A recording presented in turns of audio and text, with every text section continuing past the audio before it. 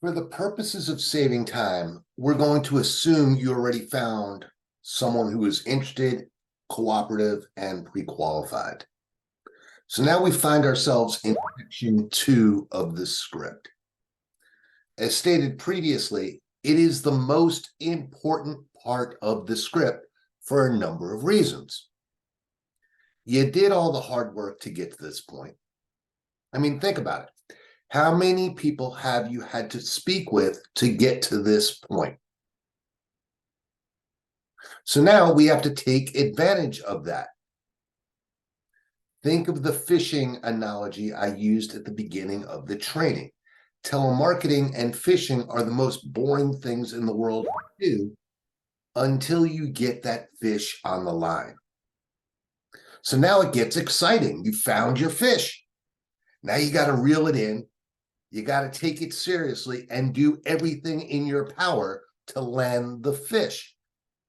That means stacking the deck and putting the odds in your favor.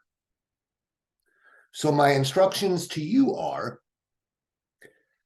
stand up, get out of your chair, slow it down, and make your words count. Talk with your hands to emphasize your words sounding animated and believable.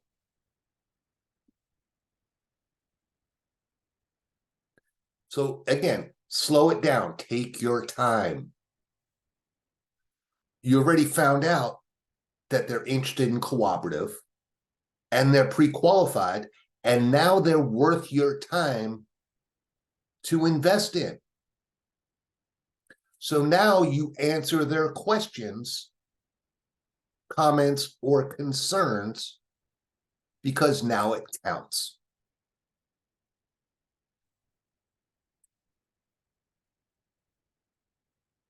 So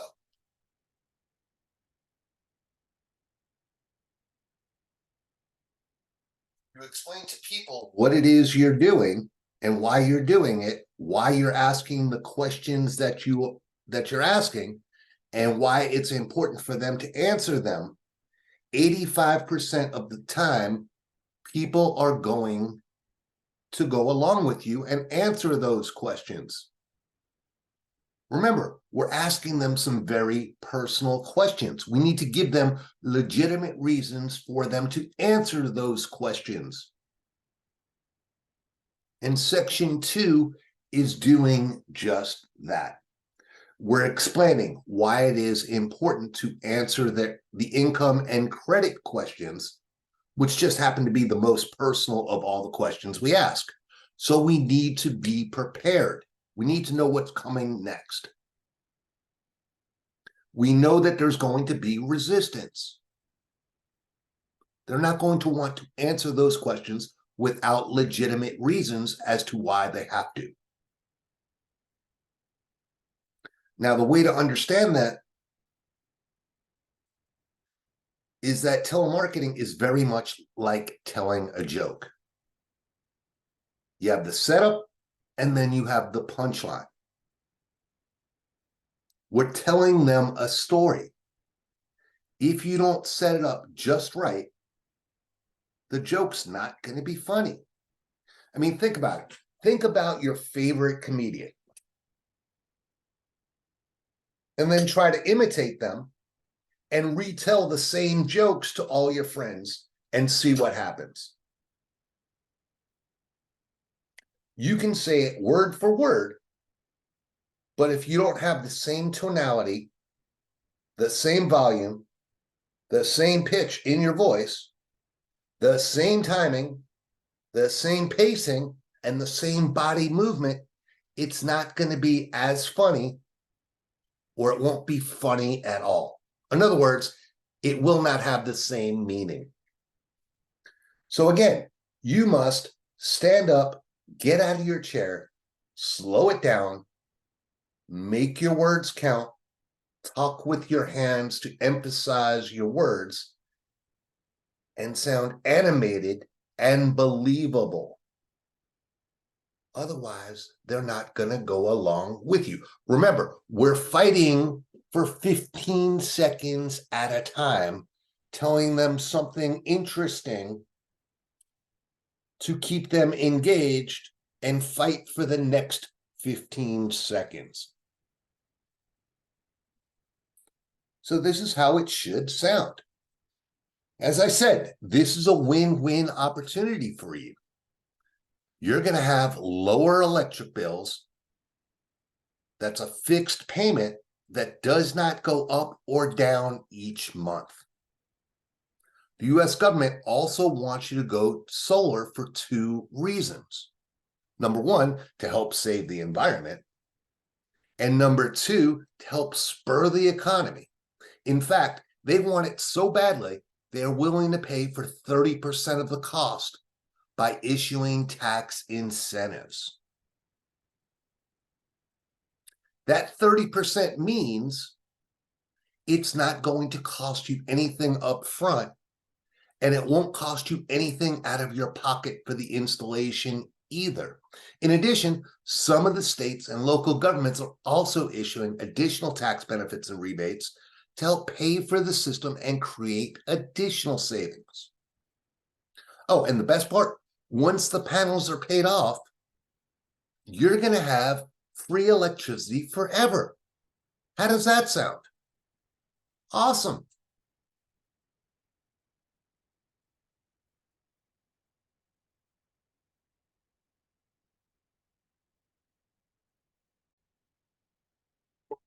So at this point, you want to make sure you have a pen and a scratch pad ready. You need to write the answers to the following questions down and make sure they are correct. So we're at section 3. We've now hooked the fish, the customer, and we don't want to yank too hard or give it too much leeway. We want to just have enough tension on the line to reel them in without losing them. In other words, another fishing reference. We don't want to yank too hard. We don't want to give them too much rooting so they go off the line. We want to keep them right where they're at. So we want to start out with some softball questions that are not invading their personal space. So we're going to start out by asking them about the shade on their roof. Now remember that if the sun cannot get through the shade and hit the solar panels that we're going to be putting on their roof, the system's not going to work. So we need to find out these answers to the questions. So it's really important that we get this right. Now, if there's no shade, obviously we're going to move on, and that's great. However, if there is shade, we want to figure out if there's any options available to get past this hurdle. So we have to ask a series of questions. We have to find out how much shade there is. We're asking the customer the question, how much shade do you have on your roof? Is it 10%, 25%, or is it 50% or more? The second question we're asking is, if it's above 10%, whose trees are they? Are they on your property, your neighbor's property, or are they owned by the city? Well, if it's on their property, that's good because we now have control and we can do some things. But if it's on their neighbor's property or on the city property, we have no control because they don't own the trees. Somebody else owns them, so we have no control. So as I said, if it's on their property, we have options available where they may be able to trim those trees back to allow the sunlight to hit the roof, or we have options to cut down those trees and solve the issue once and for all. So hence, that's why we're asking the question. If we can show you if it made financial sense, would you be willing to cut those trees down that shade your roof if required. Again, we only ask that question if it's on their property. It's on their neighbors or the city. We can't ask that question because they don't have control. So we're looking for additional options. Okay, just to keep the options open, is there room on your property that is unshaded? The reason I'm asking is that sometimes we could put solar panels on the ground instead of on the roof. Would that be something you would consider?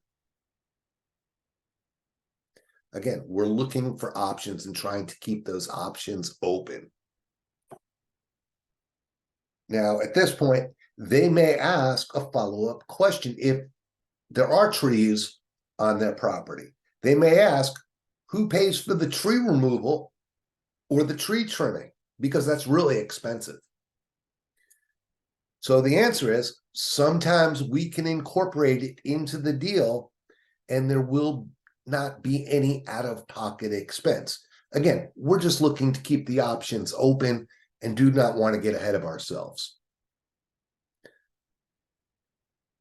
Now, again, remember, all of these questions are really important.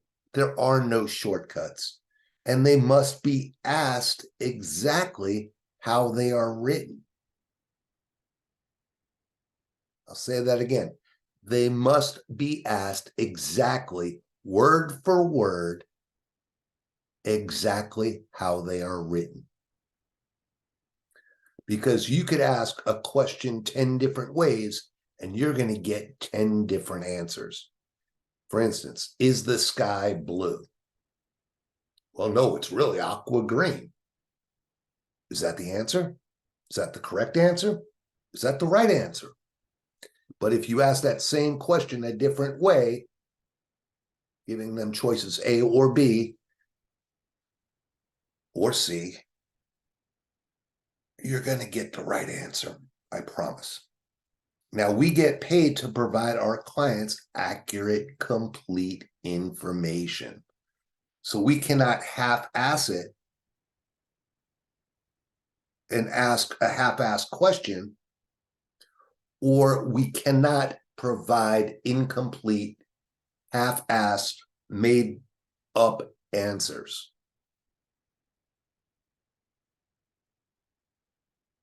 We cannot make up answers. We cannot not ask the questions and leave these answers blank.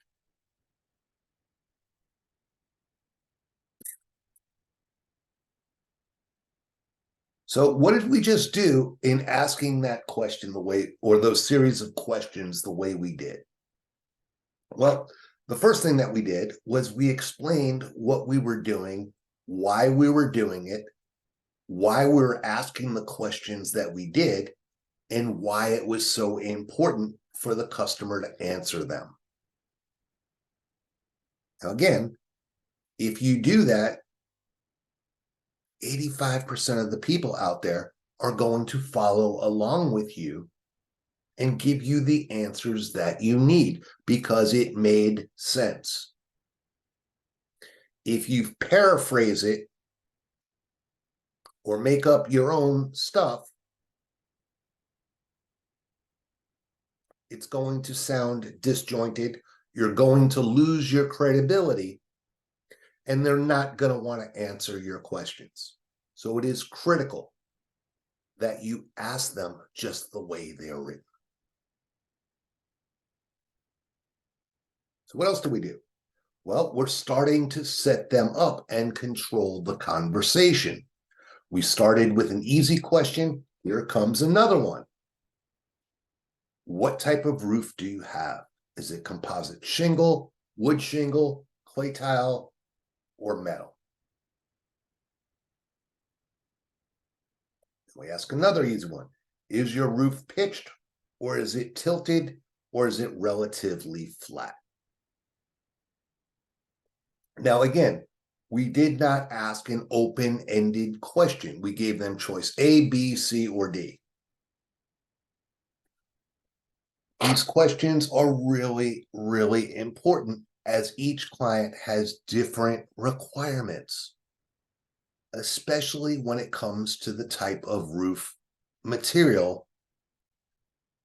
Some clients can't do installs on certain types of roofs like clay, tile, metal, or wood. Some can, which is exactly why the question is written the way it is and why you must ask it the way it was written. We're also looking or asking them, is their roof pitched or flat? Now, some clients cannot do installs on flat roofs. So again, we're looking for options to figure out which client we're going to send the deal to. If it does not meet with all of their requirements, we cannot send the deal to them. In other words, if they had 10 requirements and we hit 9 of them, and there was one item that did not meet their requirements, like a roof type or roof, how the roof is tilted or pitched, or is it flat? Let's say they couldn't do a flat roof. We can't send that deal to them. So again, it's really important that we get the correct, complete information. So at this point, the questions get harder. So to soften the blow, we're reminding them what we said in section 2. Again, section 2 is the setup of the joke. We're explaining what we're doing, why we're doing it, and why we're asking the questions, and why it's so important for them to answer those questions. So we say, the government incentives that I mentioned earlier are based on your combined taxable income. We also want to figure out what additional options are available to you and make sure you qualify and not waste your time and continue. Fair enough?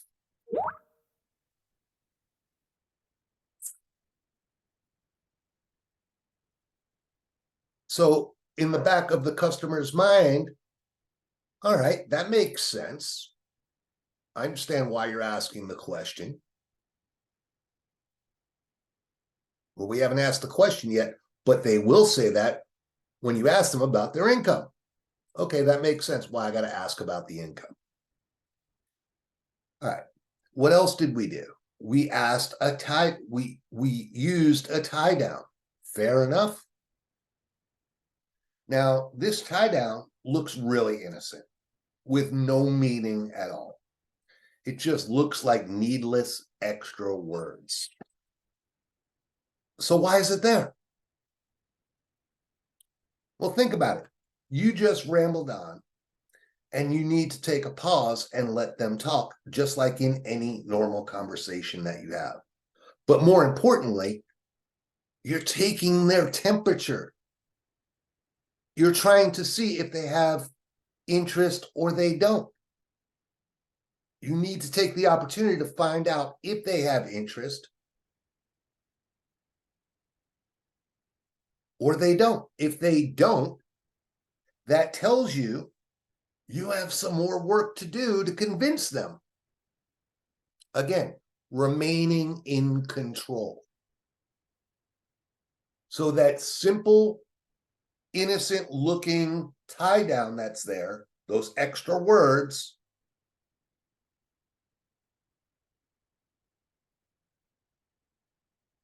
is a trial close.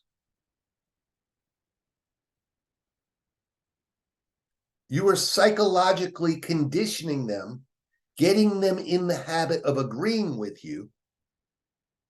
And if you do that enough times throughout the script,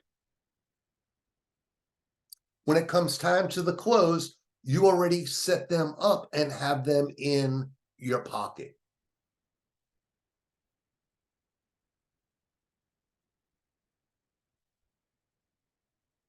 You're taking their temperature to see if there's interest or not. And if not, it tells you you have some more work to do.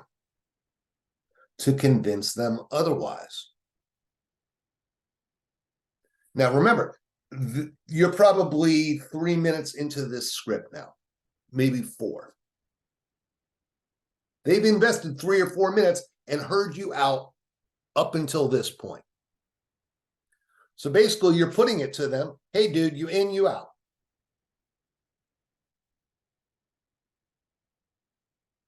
If you're in, great, I can continue. If you're not, all right, I need to figure out why and figure out what to do about it. So we're asking the question. Here it comes.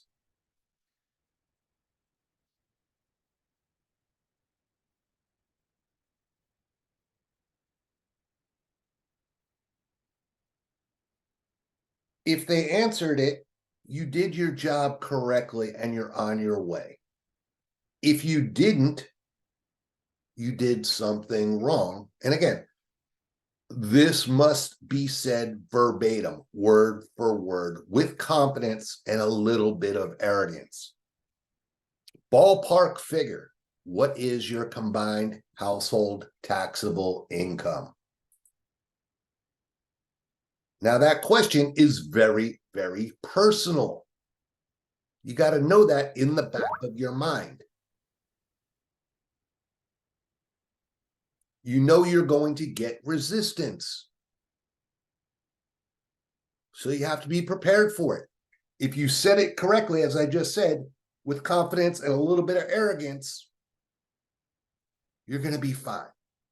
If you didn't do your job correctly. So ballpark figure, what is your combined household taxable income? Wait for an answer. Do not say another word until they answer one way or another. Again, I'm providing you a built-in instruction telling you not to say anything until they answer one way or another. Silence is a tool that you have in your tool belt. It's a very powerful tool when you use it correctly. You're creating awkward silence.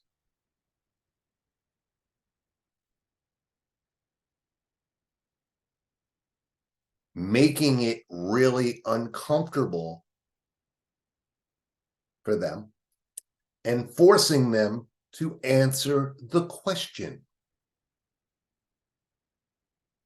As I said earlier, every client has different requirements. Income is one of those requirements. Some clients have income requirements and some do not. The ones that do, the income requirement is usually $50,000. $50,000 is that magic number that we're looking for. So if they tell you an amount less than 50,000, we have to try to find more income. So we have some digging to do and ask follow-up questions. So if the income is less than $50,000, the first follow-up question is, does that include any investments and or real estate holdings? Now, if they have $50,000 in income, great. You skip this part because it's not part of the script. But if they say something less than 50,000, you must ask these follow-up questions. And you have to do them in the order in which they're written.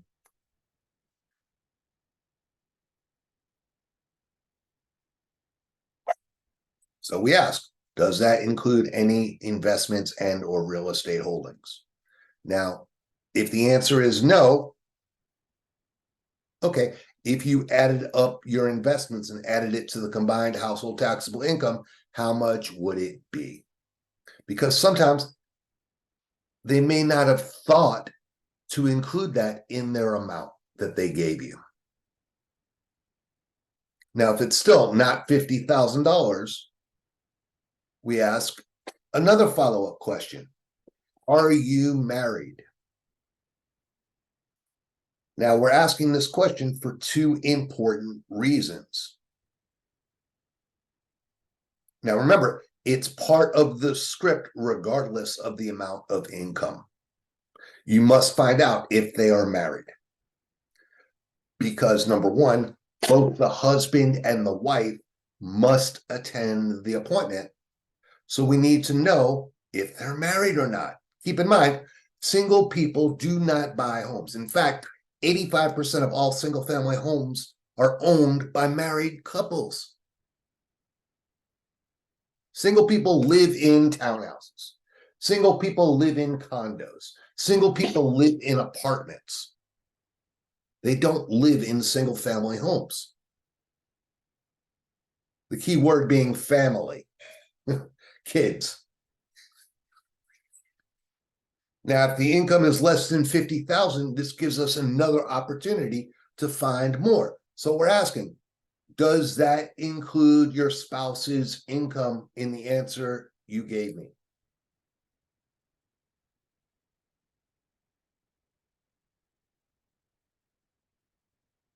If it did not include the spouse's income, we asked the fifth follow-up question. How much does, depending on who we're talking to, if we're talking to a woman, we're asking about the husband. If we're talking to a man, we're asking about the wife. How much, let's say we're talking to a husband, how much does your wife make? Add it to the amount he originally gave you. Let's say he made 35 and she made 25. Now we're at $60,000. We hit our magic number.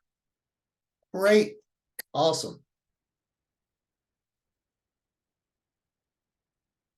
Now, if they really don't make 50,000, it's not the end of the world. It just means we cannot send the deal to those specific clients that have that requirement.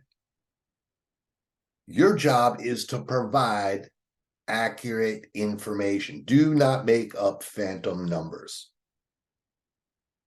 Our job is to figure it out, how to put a round peg in a square hole and make the deal work. So please do not make up numbers. All right, we got that out of the way. But now comes another personal question that most people do not feel comfortable in answering unless they actually have to. So we're asking. Now I have to ask you whether or not you have any credit issues, had any bankruptcies, foreclosures, or late payments or anything like that in the last couple of years. All right, so once again, this question has to be asked exactly how it's written.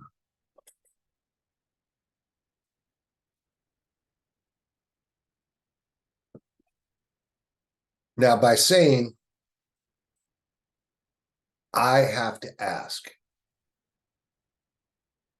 you're implying that number one, you're on their side and that you're actually embarrassed that you're even having to ask that question.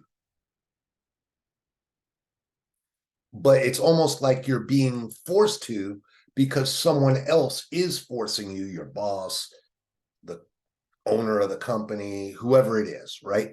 It's taking the onus or responsibility off of you. So I'll say it again. Now I have to ask. You're almost sounding embarrassed by doing it, right?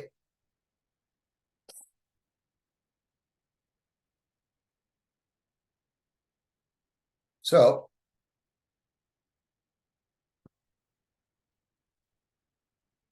if they say yes, what were they?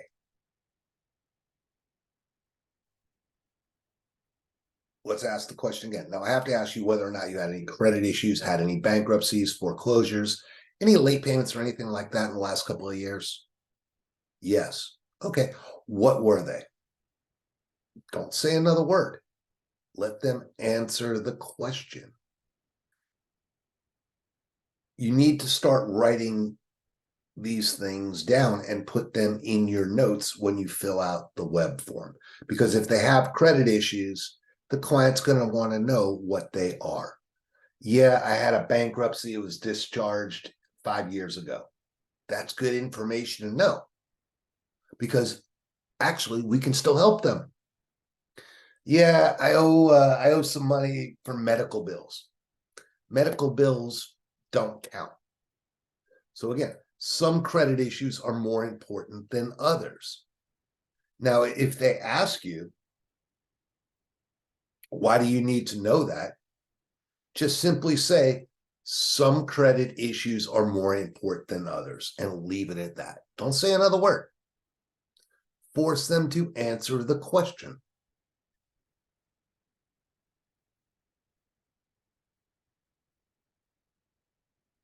Now, remember, you said a couple of times in the script up to this point that you want to make sure that they qualify and not waste their time, which you could actually use as a second rebuttal if they gave you an issue with the first one. Some credit issues are more important than others.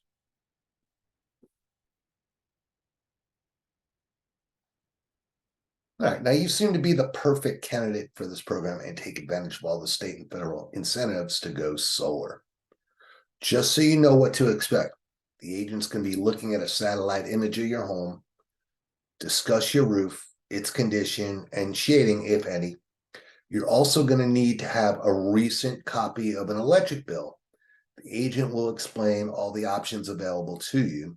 That way you're going to have all the information to make an intelligent choice as to whether or not solar is right for you and your family or not. Is that fair? Again, we're explaining what it is we're doing, why it is we're doing it,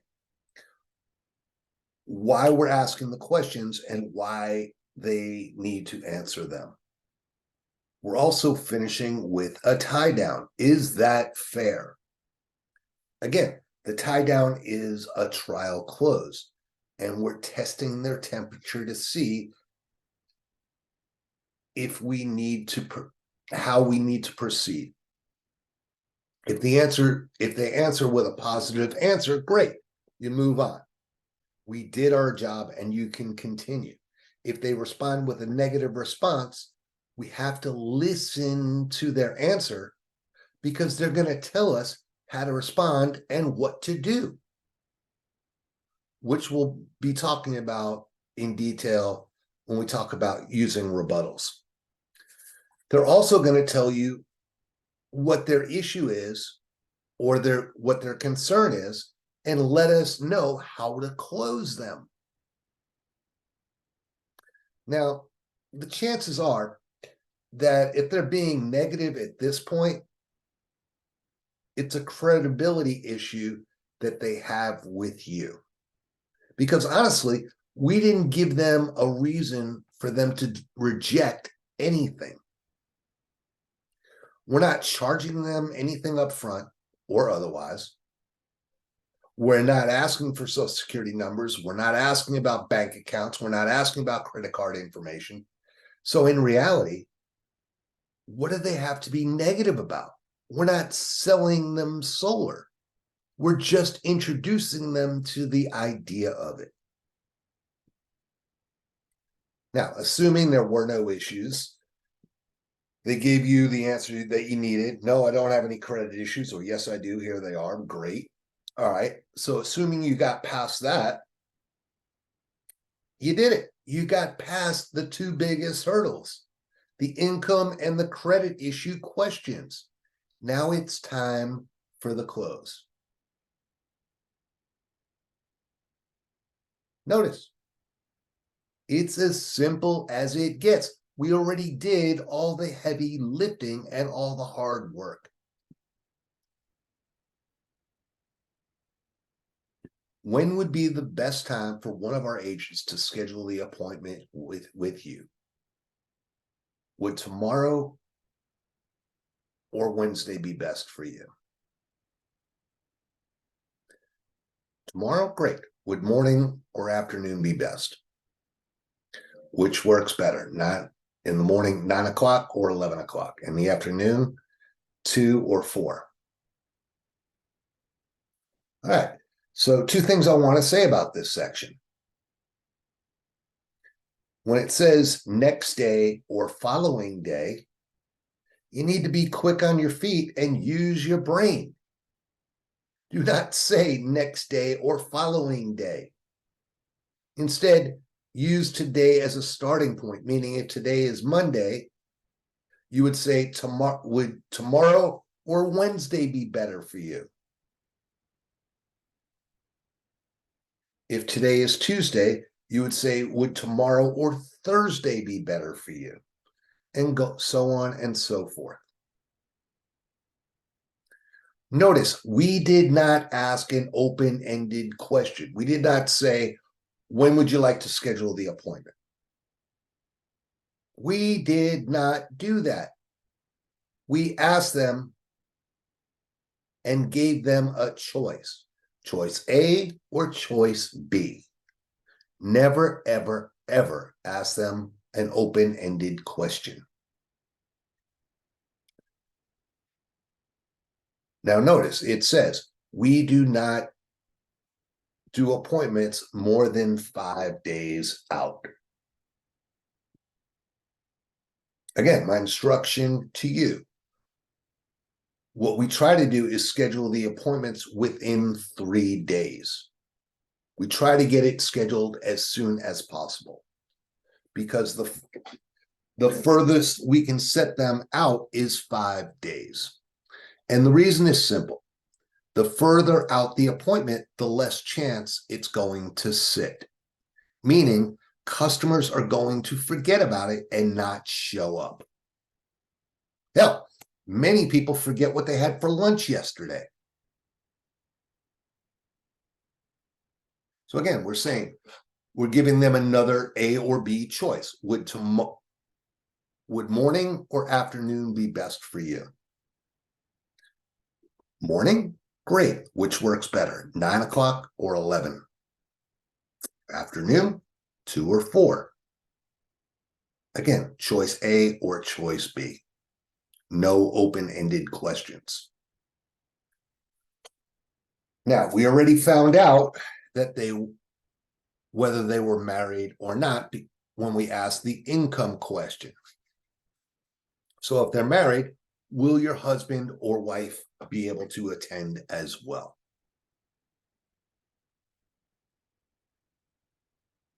And then we have a rebuttal. The reason that rebuttal is there is because both the husband and the wife must attend. Must. Otherwise, it's considered a one-legged appointment if one of them is not there. Now, I know I mentioned this many, many times before, but we do not set one-legged appointments. And the reason is very simple.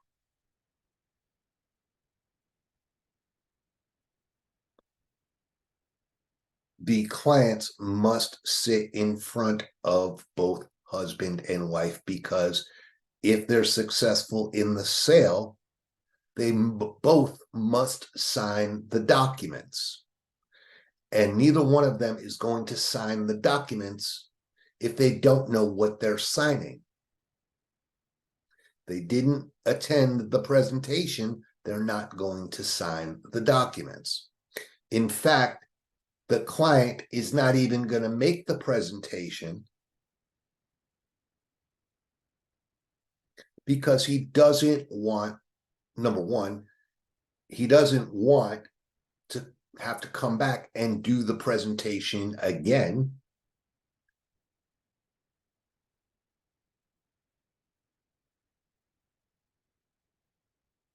And number two, if you put yourself in the client's shoes, you leave your home or you leave your office, and the appointment that you're going to is an hour, hour and a half away. So you have to drive through traffic to get to the appointment. You're frustrated because you just spent 30 minutes in traffic. You're upset. You knock on the door. Husband answers, and you find out that the wife's not there. Now he's got to say, when will your wife be able to attend the appointment? Let's reschedule it. Because again, he's not going to do the presentation just for the husband. So then he's going to drive all the way back to his office or all the way back to his home. He's frustrated. He spent an hour and a half getting there. Now he's got to drive an hour and a half back through traffic, only to drive another hour and a half back out there a second time, and an hour and a half back a second time. So we don't want to look like we have egg on our face. Again, we get paid to provide accurate, complete information. We get paid to do our jobs. And if we're not doing our jobs correctly and making sure that both husband and wife are going to be there, not only are we going to look stupid, but the client is not going to want to pay us for an appointment that he did not sit. Therefore, you guys don't get paid either. So once again, we have to do our jobs, have to do them correctly and completely.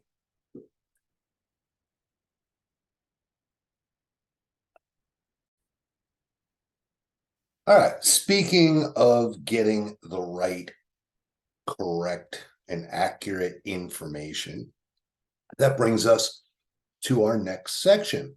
We're asking them, what is their first and last name? Now, please understand, never, ever, ever address them by their name unless they give it to you. And by all means, never assume that the information in the dialer is correct. The name may be wrong, the address may be wrong, maybe both the name and the address is wrong. The only thing that is correct is the phone number because you're speaking to that person. Now, it may be the right last name, but you're speaking to Mike instead of Debbie, and Debbie is listed as the lead. So we want to make sure that we're getting the correct name. And we want to make sure that we're getting the correct spelling of the name. So we're asking, okay, so let's check your contact information. What is your first and last name? Can you spell it phonetically? A as in alpha, B as in Bravo, C as in Charlie, etc. And then what is your wife's name or what is your husband's name? And can you spell that out as well? And we're asking, what is the address of the home? 123 Main Street, 123 Main. I have M as in Mary, A as in Apple, I as in India, N as in Nancy. Is that correct? Again, read it back to them after they spelled it. Now, when you're getting the information correct, I want you to change it if it's incorrect into the dialer. So if the first name says Debbie and you're speaking to Mike, I want you to put Mike here. What their last name is, what their correct address and spelling is. And then I want you to put in the correct zip code. You don't have to worry about the city. You don't have to worry about the state, and you don't have to worry about what county or province it's in. By putting in the zip code when it comes time to open up the web form, it's going to populate their name, their last name, their spouse's name, because you already populated it in, I'm sorry, their first name and last name, you're going to have to populate their spouse's name. Their address is going to be populated. You put in the correct zip code. So the city, the state, and the county is already going to be populated for you. Once you get their name and address, now it's time to open up the web form. You're going to hit the web form, and then everything is going to populate for you. So you're going to fill out all of the missing information that's not populated into the correct fields, and you're going to use your drop downs. And we'll get back to this in just a minute. So again, we're getting them to spell their name and address out phonetically. Now we're asking, we would like to call you back and remind you of the appointment so we don't have to waste your time or the agents. What is an alternate phone number, please? Very, very important that we get it for a number of reasons. The first is it's a test trial close. If they give it to you, it shows that they're really interested.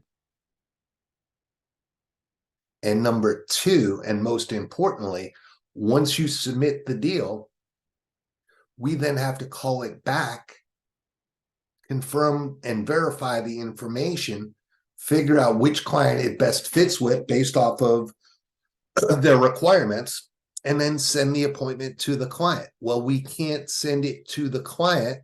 We can't submit the deal unless we get it confirmed first.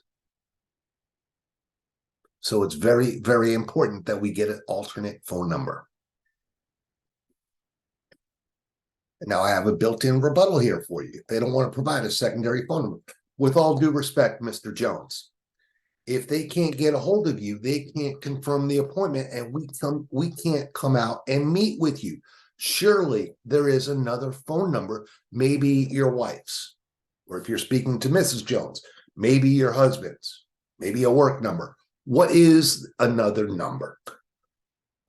Again, you have to be extremely confident and arrogant when you're asking this question. You have to force them to answer the question. Now, they may not have a secondary phone number. I don't. I have my cell phone number. I haven't used a landline in over 20 years. It's unnecessary for me. But if I was married, surely I would have my wife's phone number. Got to get it. Prior to the call, you're explaining again what you're doing, why you're doing it. So prior to the call, the agent would want to send you some information as well as send you a reminder for the appointment. What is your email, please? Do not say another word until they answer your question.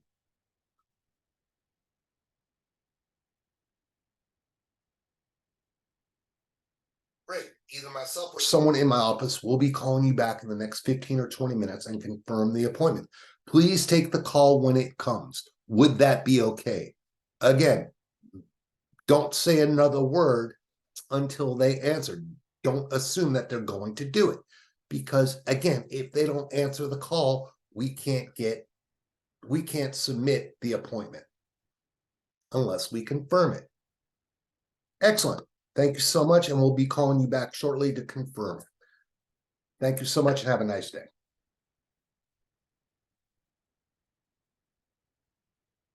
That's it. That's the script. Now, again, I put this in the notes here in the training PowerPoint, so you have it, so you know what to expect. Now, when filling out the web form.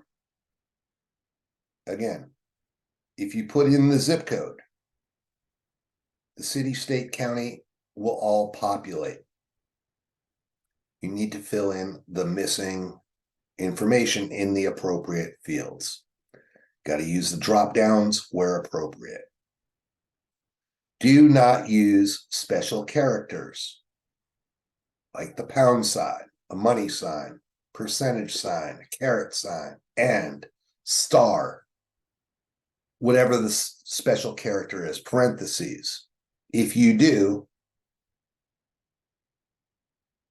the web form will not populate in the system, and you're going to have to resubmit it again. So please do not use special characters. The notes section is to be used when anything of importance, weird, or crazy is said. Example, Mr. Diaz is hard of hearing. Please speak up and be patient. Mr. Diaz has a big oak tree. He's willing to cut it down or trim it if it made financial sense. Mr. Diaz will have his son Michael there. Michael will attend the appointment. Michael helps him with his financial decisions. Mr. Diaz does not speak English well. We'll have his son Michael translate it for him. Michael will be at the appointment.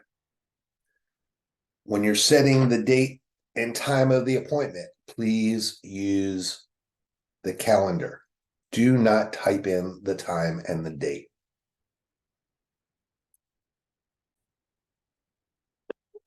Now remember,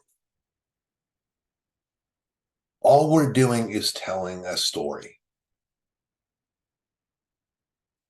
We have some tips and tricks to make it believable, to make it engaging, to capture their attention.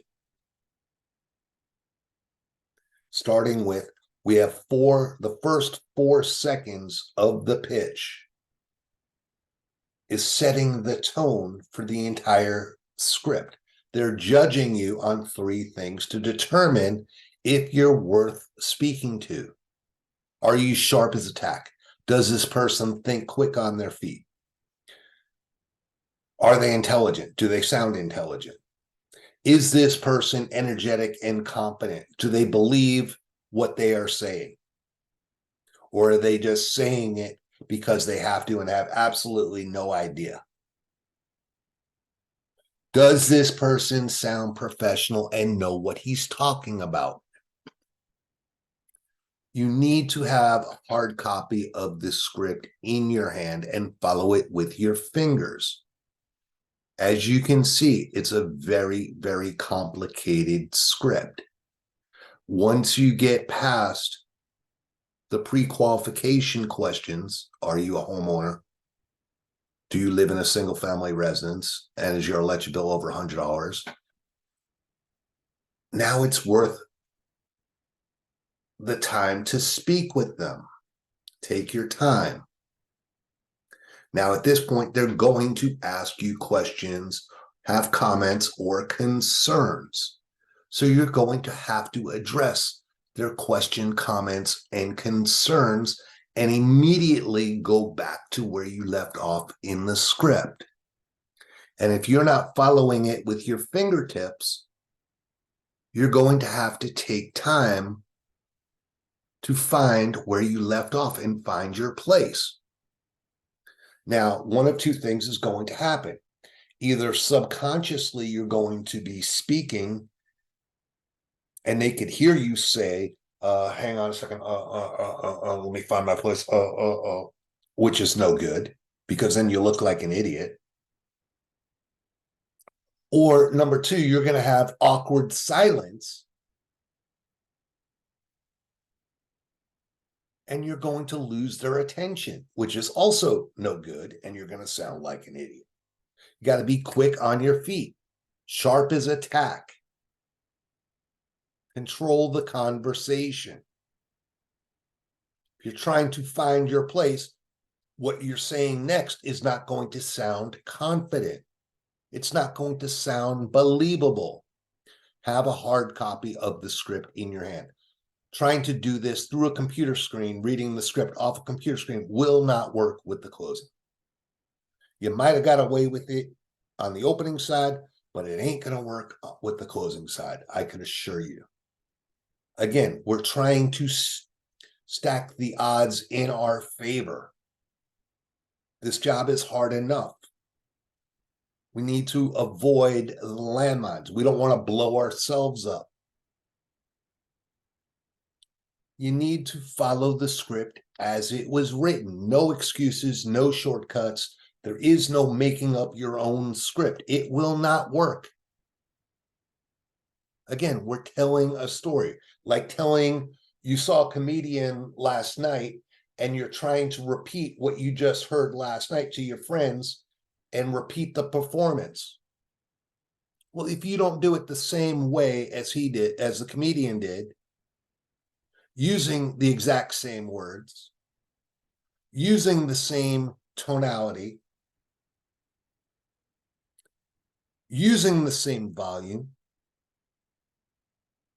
using the same pacing, using body language, it's not going to have the same effect, and the joke is not going to be funny or not as funny. You always have to have the mindset that you're always going to win. No matter what they say, you're going to have an opposite argument for it. No matter what you say, flip a coin. Heads, I win. Tails, you lose. Whatever you say, I'm going to argue the exact opposite. If you argue white, I'm going to argue black. If you argue black, I'm going to argue white. You need to be prepared with your rebuttals. We'll talk about the labs in just a minute. You guys know the playbook. You know what's going to come next. You know where the questions are going to come from. You know what the resistance is going to be. You know that someone is going to have an issue or may have an issue when talking about the income. You know that they're going to have an issue when talking about credit. You know they're going to have an issue when the spouse question comes up. Are you married? Why do you need to know that? You know they're going to have an issue with an email or a secondary phone number. You have to be prepared for it. Do not be afraid of standing them up. People are going to test you to see if you know what you're talking about, to see if you have the grapefruits that deserve their attention. The fortitude, the guts. The worst thing that they're going to do is say no. That's the worst thing that's going to happen. Do not be afraid of standing them up. Do not be afraid of losing the deal. It's not yours to lose. Meaning, until you have a deal done, you don't have it.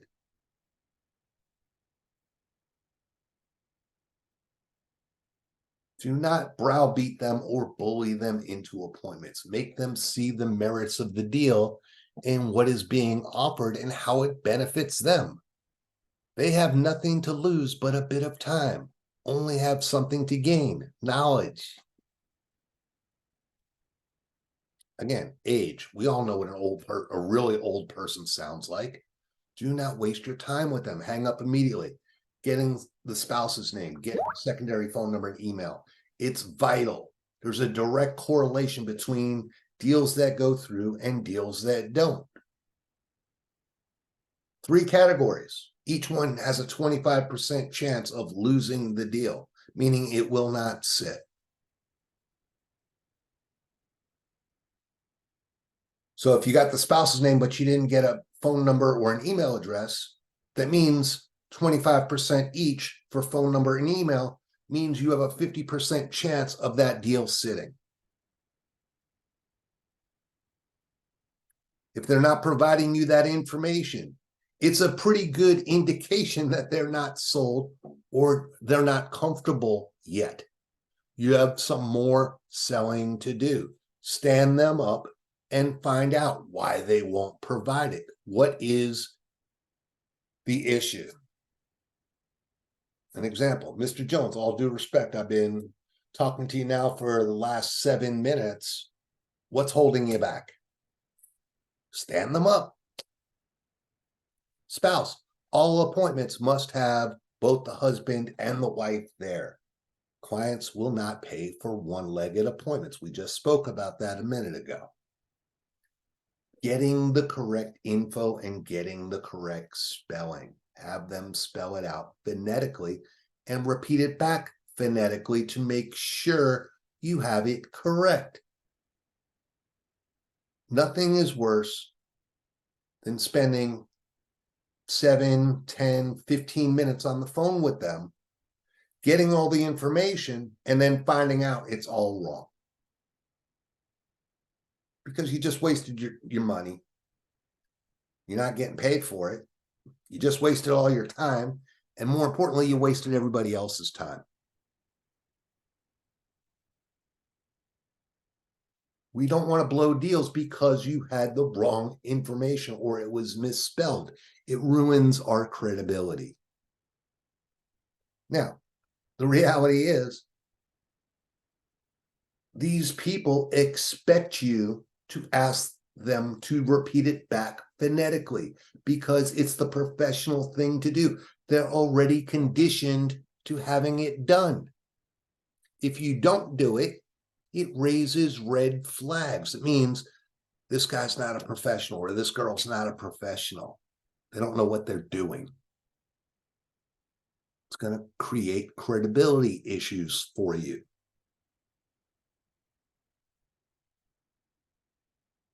We set all appointments in-house. Let us figure out how to put a round peg in a square hole. You don't need to know where we're sending the deal or which client has priority or what their needs are or what their requirements are. Let us figure it out.